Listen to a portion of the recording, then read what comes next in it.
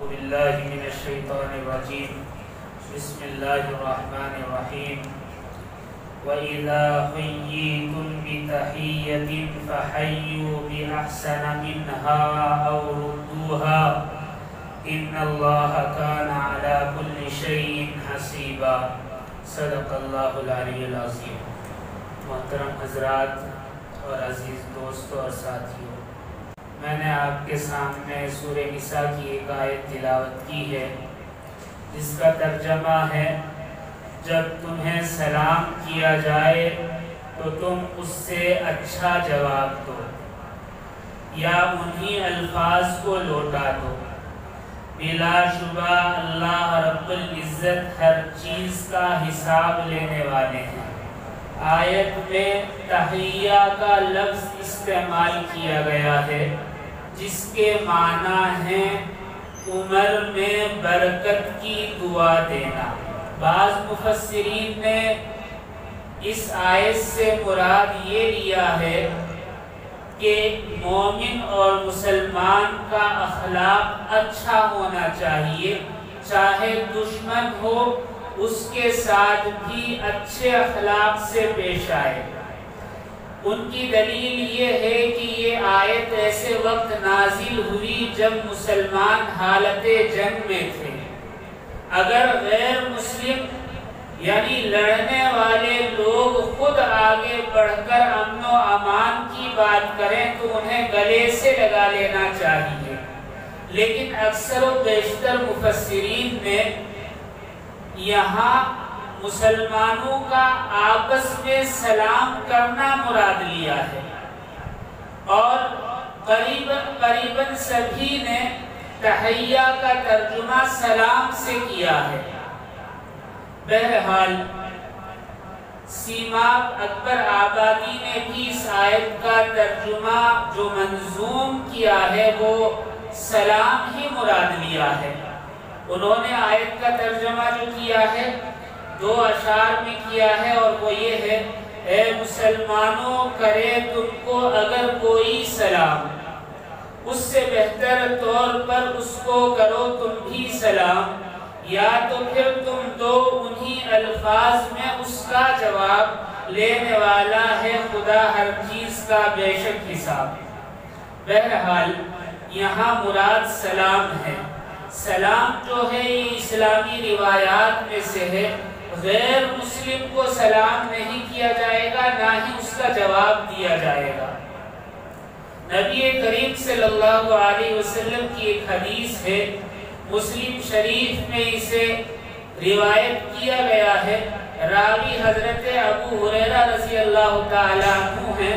وہ فرماتے ہیں کہ نبی کریم صلی اللہ علیہ وسلم نے ایک موقع پر ارشاد فرمایا، تم اس وقت تک جنت میں داخل نہیں ہو سکتے جب تک تمہارا ایمان پورا نہ ہو جائے، یعنی ایمان کے مکمل ہوئے بغیر جنت میں داخل نہیں ہو سکتے۔ پھر آپ نے فرمایا اس وقت تک ایمان والے نہیں بن سکتے جب تک آپس میں محبت کرنے نہ لگو۔ پھر آگے فرمایا کیا میں تمہیں ایسی چیز نہ بتاؤں جس کے کرنے پر تم محبت کرنے لگو؟ اس کے بعد پھر آپ نے خود ہی جواب دیا آپس میں سلام کو عام کرو، یعنی اس سے محبت پیدا ہوتی ہے۔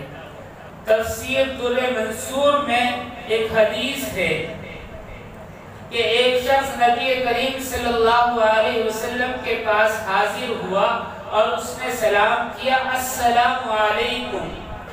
رسول اللہ صلی اللہ علیہ وسلم نے اس کو جواب دیا، وعلیکم السلام ورحمت اللہ۔ پھر ایک دوسرا شخص آیا تو اس نے سلام کیا، السلام علیکم ورحمت اللہ۔ نبی کریم صلی اللہ علیہ وسلم نے اسے جواب دیا، وعلیکم السلام ورحمت اللہ وبرکاتہ۔ ایک تیسرا شخص آیا اور اس نے سلام کیا، السلام علیکم ورحمت اللہ وبرکاتہ۔ نبی کریم صلی اللہ علیہ وسلم نے ارشاد فرمایا، وعلیک۔ تو اس نے کہا، اے اللہ کے نبی اتنا مختصر سا جواب؟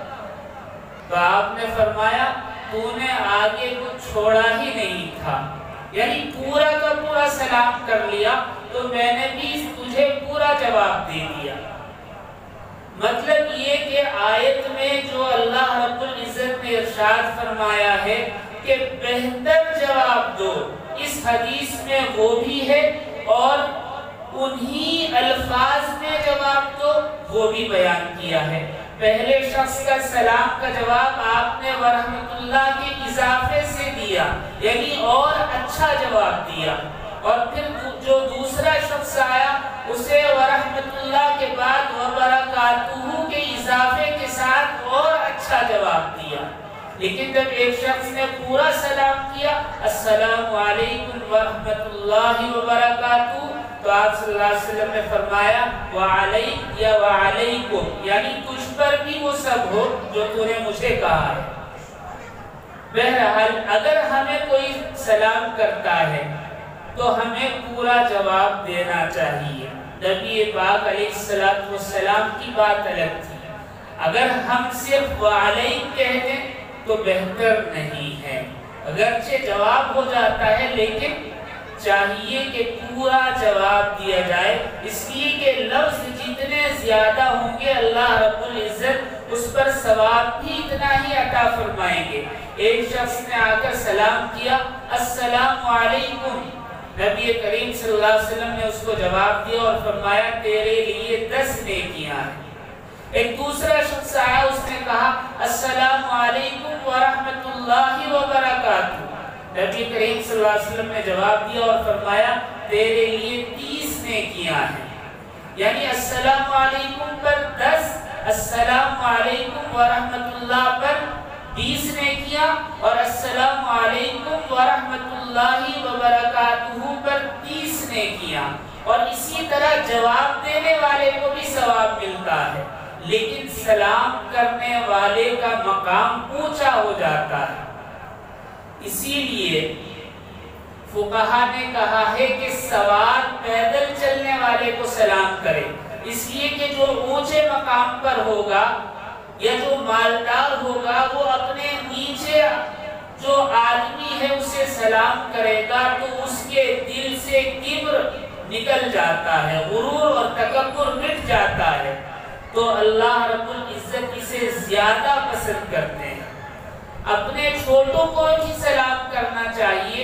نبی کریم صلی اللہ علیہ وسلم گلی میں کھیلتے ہوئے بچوں کو سلام کیا کرتے تھے، لیکن اس کا مطلب یہ نہیں کہ چھوٹے بڑوں کو سلام نہ کریں، بلکہ مقدم یہ ہونا چاہیے کہ چھوٹے پہل کریں اور کوشش کریں کہ بڑوں کے سلام کرنے سے پہلے چھوٹے بڑوں کو سلام کر لیں۔ یہ ادب بھی ہے اور ایسا ہونا بھی چاہیے۔ نبی کریم صلی اللہ علیہ وسلم کا حسن اخلاق تو بہت اونچا تھا، اس کی مثال تو نہیں مل سکتی۔ آپ کا سلام کرنا ایک اس وجہ سے بھی تھا تاکہ بچوں میں سلام کی عادت پیدا ہو۔ سلام جو ہے السلام علیکم ورحمت اللہ وبرکاتہ پر پورا ہو جاتا ہے، اس سے آگے اور سلام نہیں، جیسے بہت سارے لوگ اور آگے اضافہ کرتے ہیں۔ ایک روایت ہے حضرت ابن عباس رضی اللہ تعالیٰ عنہ سے متعلق، محمد بن عمر بن عطا رحمۃ اللہ علیہ فرماتے ہیں کہ حضرت ابن عباس کے پاس میں ایک مرتبہ بیٹھا ہوا تھا تو ایک یمن کا شخص آیا اور اس نے سلام کیا السلام علیکم ورحمت اللہ وبرکاتہ، اور اس پر زیادتی کی، یعنی اور دعائیہ الفاظ کہے۔ تو اس وقت حضرت ابن عباس رضی اللہ تعالیٰ عنہ کی بینائی کم ہو گئی تھی، دکھائی نہیں دے رہا تھا، عمر کا آخری حصہ تھا۔ آپ نے فرمایا کون ہے؟ بتایا یمن سے فلاں آدمی آیا ہے، وہ پہلے بھی آپ کی خدمت میں آتا رہا۔ کہا کہ یہ کیا کہہ رہا ہے؟ کہا کہ سلام کر رہا ہے۔ تو آپ بہت ناراض ہوئے اور کہا یہ سلام ہے؟ سلام ایسا نہیں ہوتا، وبرکاتہ پر سلام مکمل ہو جاتا ہے، اس کے آگے سلام نہیں ہے۔ یعنی سلام کو مشکل نہیں بنانا چاہیے، جتنا حدیث میں ہے، صحابہ سے ہے، علماء کرام نے بیان کیا ہے، بس اتنا ہی سلام ہے۔ اتنا لمبا سلام نہ کریں کہ دوسرا سمجھے نہ یا اس کا جواب دینا مشکل ہو۔ سلام سے اثر پڑتا ہے، محبت پیدا ہوتی ہے۔ آج ہم نے سلام کرنا چھوڑ دیا ہے، اس لیے اس کی افادیت سے ہم واقف نہیں ہیں۔ سلام جو ہے بہت اچھی چیز ہے، ایسے الفاظ اس میں ہیں کہ سخت سے سخت دل بھی موم ہو جائے۔ آپ سوچیں کہ کیسے ہو سکتا ہے؟ بھلا سلام ہی تو ہے، اس میں کون سی بڑی بات ہے؟ ایسا نہیں ہے۔ ایک شاعر تھا، بادشاہ کے دربار میں گیا اور اس نے بادشاہ کی تعریف میں کچھ اشعار سنائے۔ جب بادشاہ کی تعریف کی تو بادشاہ خوش ہوا۔ بادشاہ نے خوش ہو کر کہا کہ اسے 1000 درہم دے دیے جائیں۔ تو اس نے خوشی میں اور کچھ اشعار سنائے۔ بادشاہ نے ان کو بھی سنا اور کہا کہ اسے 1000 اور دے دیے جائیں۔ ظاہر سی بات ہے، آدمی کی تعریف ہوتی ہے تو اسے خوشی ہوتی ہے، نفس ابھارتا ہے اسے۔ پھر اس نے کچھ اور اشعار کہے بادشاہ کی تعریف میں۔ بادشاہ نے کہا کہ اسے اتنی زمینیں دے دی جائیں۔ اس نے خوشی میں پھر اور اشعار سنائے تو بادشاہ نے کہا کہ اسے فلاں چیز بھی دے دی جائے، فلاں چیز بھی دے دی جائے، فلاں چیز بھی دے دی جائے۔ اب یہ بہت خوش کہ بادشاہ نے آرڈر کر دیا ہے، مل جائے گا۔ خوشی خوشی گھر آیا، بیوی نے پوچھا کہاں گئے تھے؟ بادشاہ کے دربار میں گیا تھا۔ کیا ملا؟ کہا کہ بادشاہ خوش تو بہت ہوا ہے اور آرڈر بھی دے دیا ہے کہ فلاں فلاں فلاں چیز دے دی جائے۔ کہا کہ آرڈر تو دے دیا ہے، ملا کہاں ہے؟ لے کر تو آؤ۔ کہا کہ کل دے گا۔ دوسرے دن یہ دربار میں پہنچا، بادشاہ سے کہا کہ بادشاہ سلامت، میرا انعام۔ کہا کون سا انعام؟ کہا کہ کل میں نے آپ کی تعریف میں کچھ اشعار کہے تھے، آپ نے کہا تھا اسے اتنے درہم دے دو، اتنی چیز فلا دے دو، زمین دے دو، یہ دے دو، وہ دے دو۔ تو بادشاہ نے کہا تو نے میری تعریف کی اور میرا دل خوش کیا، لہٰذا میں نے بھی انعام کہہ کر تیرا دل خوش کر دیا، حساب برابر۔ لینے دینے کی تو بات ہی نہیں۔ جب انسان مطلب کی بات سنتا ہے کہ اتنا اثر ہوتا ہے۔ جس دعا میں اللہ کا نام ہو اور اللہ کی طرف سے سلامتی اور رحمت کی بات کی جائے تو بھلا اس کا اثر کیوں نہیں ہوگا؟ آج سائنس اس بات کا پروف پیش کر رہی ہے کہ لفظوں کا اثر باڈی پر پڑتا ہے، بلکہ صرف جاندار کی باڈی پر نہیں، جو بے جان چیزیں ہیں اس پر بھی لفظوں کا اثر پڑتا ہے۔ آپ نے بہت سارے لوگوں سے سنا ہوگا کہ فلاں بزرگ نے اللہ اکبر کی ضرب لگائی تو دیوار میں شگاف پڑ گیا۔ ایسے بہت سارے واقعات سنے ہوں گے تو تعجب ہوتا ہے، ہم سوچتے ہیں کرامت ہے بس، لیکن لفظوں کا اثر پڑتا ہے۔ سائنس آج پروف کر رہی ہے۔ جاپان کے ایک سائنسدان ہیں ڈاکٹر مسارو ایماٹو کے نام سے، انہوں نے بہت طویل ریسرچ کیا ہے پانی کے اوپر۔ انہوں نے کہا ہے کہ ایک ایک لفظ کا اثر ہوتا ہے۔ اگر ہم شیطان کہہ کر پانی پر پھونک مارتے ہیں تو پانی کی حیت تبدیل ہو جاتی ہے، اس کا ڈی این اے چینج ہو جاتا ہے۔ اور اگر جنت یا رحمان یا پھر اللہ یا کوئی اور لفظ اس طرح کا کہہ کر دم کریں تو اس کا اثر اور ہوتا ہے۔ انہوں نے اپنی بہت ساری تحقیق کی اور پھر اس کا پروف دکھایا۔ وہ ایسے کہ 2 پانی لیے، ایک تو ڈسٹلڈ واٹر لیا، صاف ستھرا پانی ہوتا ہے، اس پانی کے اوپر ایک لیبل لگایا یو فول، اور ایک نارمل نل کا جو پانی کارپوریشن کا آتا ہے، سب جانتے ہیں کہ اس میں کیمیکل ڈالا جاتا ہے صفائی کے لیے، وہ پانی لیا اور اس کے اوپر لکھا تھینک یو، اور دونوں باٹلوں کو الگ الگ ٹیبل پر رکھ دیا، اور ریسرچ سینٹر میں جتنے لوگ کام کرنے والے تھے ان سے کہا کہ جو بھی ان باٹلوں کے پاس سے گزرے تو جس باٹل پر جو لکھا ہوا ہے وہ پڑھے زور سے اور چلا جائے۔ 25 دن تک یہ عمل کیا گیا۔ آپ جانتے ہیں کہ ڈسٹلڈ واٹر صاف ستھرا ہوتا ہے، بالکل شفاف ہوتا ہے، اس میں کوئی کمی خرابی نہیں ہوتی، صحت کے اعتبار سے اچھا ہوتا ہے، لیکن اس پر لکھا ہوا تھا یو فول، اور صبح سے شام تک 200 آدمی ایک 2 مرتبہ اس کو یو فول کہتے. تو یہ ہوا کہ 25 دن کے بعد اس پانی کا اثر چینج ہو گیا. پہلے اس میں خوبصورت کرسٹل بن رہے تھے، وہ بننا بند ہو گئے. برف کے خوبصورت ٹکڑے بنتے تھے، وہ بننا بند ہو گئے اور گدلا ہو گیا پانی. اور جو پانی نل سے لیا گیا تھا اور اسے 25 دن تک صرف اس کے سامنے یہ کہا گیا تھینک یو، صرف اتنا کہنے پر 25 دن میں وہ پانی صاف شفاف ہو گیا اور اس کے اندر خوبصورت کرسٹل بننے لگے. اللہ، یہ عام لفظوں کا اثر ہے. جب اللہ کے نام کے ساتھ کسی کو دعا دی جائے گی تو بھلا اس پر اثر کیوں نہیں ہوگا. لیکن افسوس یہ ہے کہ ہم سلام مطلب کے لیے کرتے ہیں، جو جاننے والے ہیں ان کو سلام کرتے ہیں. بلکہ ایک اور چیز ہے، اگر کوئی کسی کو سلام کرے تو سوچتے ہیں کہ پتہ نہیں یہ سلام کیوں کر رہا ہے. بہرحال عوام تو جانتے نہیں، لیکن علماء حضرات، امام، مؤذن، مدرس اگر کوئی کسی کو سلام کر دے تو شک میں پڑ جاتے ہیں، آج ہے نا امام صاحب نے سلام کیا، کہیں ادھار نہ مانگ لیں. شک پیدا ہو جاتا ہے. اب بیچارے سلام کا رواج وہ دینا چاہتے ہیں تو بھی نہیں دے سکتے. ہمارا حال وہ ہو گیا ہے کہ ایک آدمی نے دیکھا کہ اس کے گھر کے سامنے مسجد کی سیڑھیوں پر ایک نوجوان بیٹھا رہتا ہے، بڑا شریف، خاموش. جب بھی آدمی گھر سے نکلتا تو وہ سلام کرتا، جب بھی گھر واپس آتا تو وہ سلام کرتا. کبھی وہ گاڑی لے کر آیا تو اس کی گاڑی پارکنگ میں لگانے میں مدد دیتا. 8-10 دن اسی طرح گزر گئے. وہ بیچارہ مسجد کی سیڑھیوں پر بیٹھا ہے اور جب بھی یہ آدمی باہر نکلتا یا آتا تو سلام کرتا. تو اسے بڑا تعجب ہوا. ایک دن وہ باہر نکلا تو دیکھا کہ نوجوان نہیں ہے. ایک اور صاحب محلے کے تھے، وہ آ رہے تھے.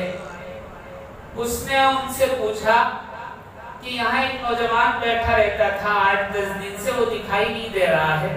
کہا کہ آج سنڈے ہے، کہیں گیا ہوگا، اس لیے کہ سنڈے میں وہ یہاں نہیں رہتا. کہ اچھا، کیا بات ہے؟ کہا کہ بہت شریف لڑکا ہے، بڑا شریف نوجوان ہے.